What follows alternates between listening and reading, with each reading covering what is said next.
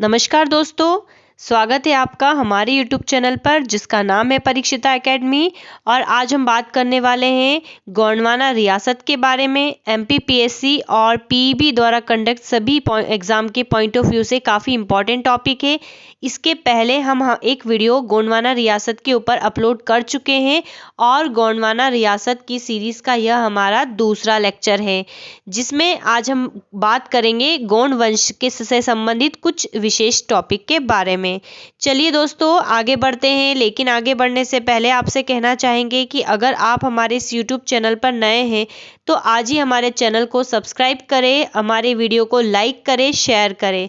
चलिए तो हम बिना टाइम वेस्ट करे गोंडवाना रियासत के बारे में बात करते हैं, लेकिन उसके पहले आपको बताना चाहेंगे कि हमें गोंडवाना रियासत को किस प्रकार से पढ़ना है। हमेशा की तरह आपको ये भी बताना चाहेंगे कि ये टॉपिक क्यों इम्पोर्टेंट है। अगर आप यही हमारा वीडियो देख रहे हैं तो आपको जानना चाहिए कि MPPSC प्री में यूनिट फर्स्ट में दे रखा है मध्य प्रदेश के विभिन्न राजवंश, जिसके अंतर्गत हमें गोंडवाना रियासत को पढ़ना है। और अगर हम मेंस की बात करें तो हमारे पेपर फर्स्ट में यूनिट 5 में विभिन्न जो है हमारे मध्य प्रदेश की रियासत दे रखी है, जिसमें गोंडवाना रियासत भी शामिल है। तो दोनों ही एग्ज़ाम के जो लेवल है, दोनों ही चरणों के दृष्टिकोण से टॉपिक काफ़ी इम्पॉर्टेंट है, इसीलिए हम इसको थोड़ा सा डिटेल में पढ़ रहे हैं, ठीक है।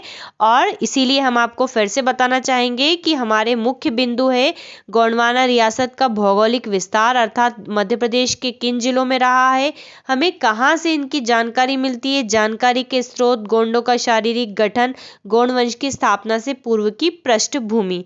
तो ये 4 टॉपिक जो है इसके बारे में हम वीडियो 1 में बात कर चुके हैं, जो हम अपलोड कर चुके हैं।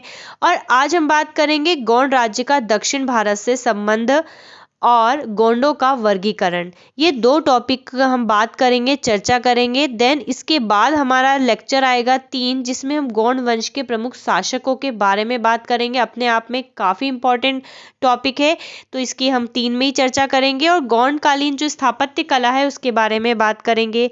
MPPSC प्री के यूनिट 1 में जो है मध्य प्रदेश की प्रमुख स्थापत्य कला दे रखी है, तो उस दृष्टिकोण से भी गोंड कालीन स्थापत्य कला को हमें याद रखना पड़ेगा।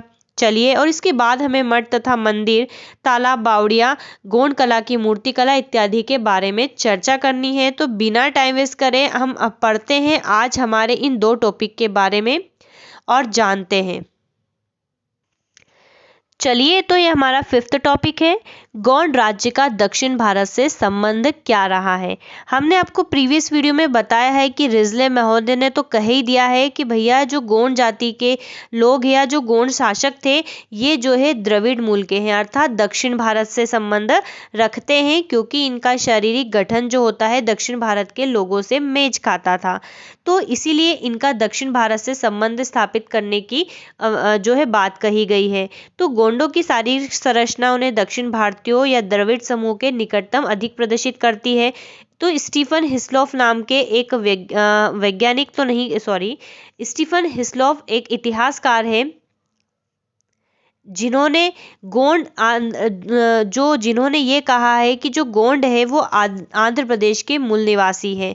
ठीक है, गोंड क्या है, आंध्र प्रदेश के मूल निवासी। और ये बात उन्होंने वहाँ की कुछ शब्दों के आधार पर, वहाँ की बोली के आधार पर करी है, जो भारत के मध्य भाग में आकर बस गए और साक्ष्य के रूप में गोंड तथा कोंड में समानता को प्रदर्शित करते हैं कि जो आंध्र प्रदेश के लोग होते हैं उन्हें क्या कहा जाता है, तो उन्हें कोंड कहते हैं। ठीक है, कोंड, तो वहाँ के कोंड और यहाँ के गोंड से उनकी समानता को जो है प्रदर्शित किया है।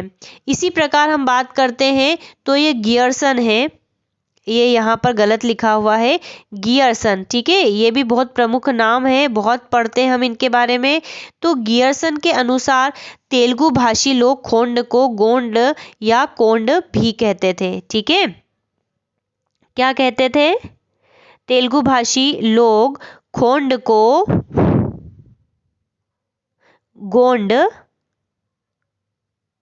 या कोंड भी कहते थे। ठीक है, या कोंड भी कहते थे। भाषाई रूप से भी गोंड और खोंड क्या है, तमिल और तेलुगु के अधिक निकट है।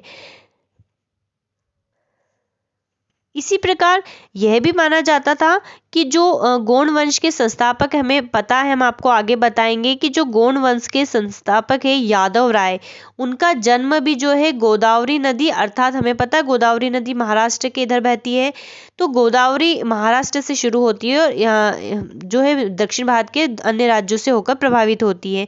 तो महाराष्ट्र जो गोदावरी नदी है उसके निकट होने और उसके गढ़ा आने की कथाएं प्रचलित है, ठीक है, कि वहाँ पर इनका जन्म हुआ था और ये वहाँ से उनकी पीढ़ियाँ जो है हमारे मध्य प्रदेश वाले क्षेत्र में आकर बसी और फाइनली इनका जो है दक्षिण भारतीयों से संबंध स्थापित करने की कोशिश जो है की गई है। इसी के अलावा रसेल तथा हीरालाल के अनुसार प्रवास मार्ग दक्षिण से उत्तर की ओर था, ठीक है। जो दो वैज्ञानिक और थे, वैज्ञानिक नहीं कहना चाहिए, जो इतिहासकार थे रसेल तथा हीरालाल, इन्होंने क्या बोला कि गोंडों का जो प्रवास मार्ग है वह कहाँ से था, दक्षिण से उत्तर की ओर था और इसीलिए इनको दक्षिण मूल का माना जाता है, ठीक है। अब हम बात करते हैं गोंडों के वर्गीकरण के बारे में।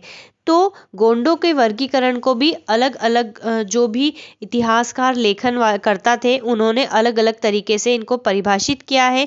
इंपेरियल गजेटियर में गोंडों को दो प्रकारों में विभक्त किया है, राजगोंड और धुरगोंड। राजगोंड अर्थात जो कुलीन वर्ग से संबंध रखते हैं और राज करते थे उन्हें राजगोंड कहा, और जो संभ्रांत वर्ग से थे, राजनीतिक कुशलता जो मतलब दूसरे थे, इसके अलावा सर्वसाधारण लोग थे, उनको धुरगोंड की संज्ञा जो है दी गई। इसी प्रकार स्टीफन फुश के अनुसार इन्हें चार भागों में विभाजित करते हैं। कौन कौन से? देवगोंड, सूर्यवंशी राजगोंड, देवगढ़िया गोंड और रावणवंशी गोंड, इन चार वर्गों में विभक्त करते हैं स्टीफन फुश।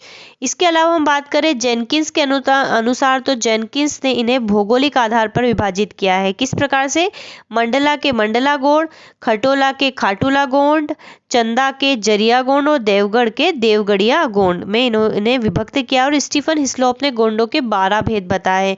तो हमें चारों को याद रखना है, एमपीपीएससी क्वेश्चन पूछता है। तो इंपेरियल गजेटियर के अनुसार गोंड कितने प्रकार के हैं? 2 प्रकार के हैं। स्टीफन फुश के अनुसार ये 4 प्रकार के हैं। जेनकिंस ने तो क्षेत्रीय आधार पर वर्गीकरण किया है और स्टीफन हिस्लॉप ने 12 जो है भेद बताए हैं, ठीक है, ये हमें याद रखना है। इसके अलावा जो है हम और भी आपको बताना चाहेंगे कि 1929 में राजगोंडों के एक तथाकथित संगठन ने 2 पुस्तकें प्रकाशित की थी। कौन सी 2 पुस्तकें? इनका नाम याद रखना हमें, गोंडी धर्म पुराण और गोंडी धर्म विचार। गोंडी धर्म पुराण और गोंडी धर्म विचार नामक 2 पुस्तकें प्रकाशित की थी, जिसमें गोंडों की 4 शाखाओं, देवगोड़, वही वाले 4 शाखाएं जो स्टीफन फुश ने बताई थी, देवगोड़, सूर्यवंशी राजगोड़, देवगढ़िया गोंड और रावणवंशी गोंड को क्रमशः ब्राह्मण, क्षत्रिय, वैश्य और शूद्र के समतुल्य माना है, ठीक है। तो ये गोंडों का वर्गीकरण है। इसके बाद दोस्तों जो हमारा नेक्स्ट वीडियो आएगा उसमें हम गोंड वंश के प्रमुख शासकों के बारे में बात करेंगे, मुख्य रूप से रानी दुर्गावती, अवंतीबाई, संग्राम शाह, अर्जुन दास, जिनका काफ़ी महत्व है। तो आई होप आपको हमारा ये वीडियो पसंद आया होगा। अगर आपको हमारा ये वीडियो पसंद आया है तो हमारे चैनल को सब्सक्राइब करें, लाइक करें, शेयर करें। Thanks for watching.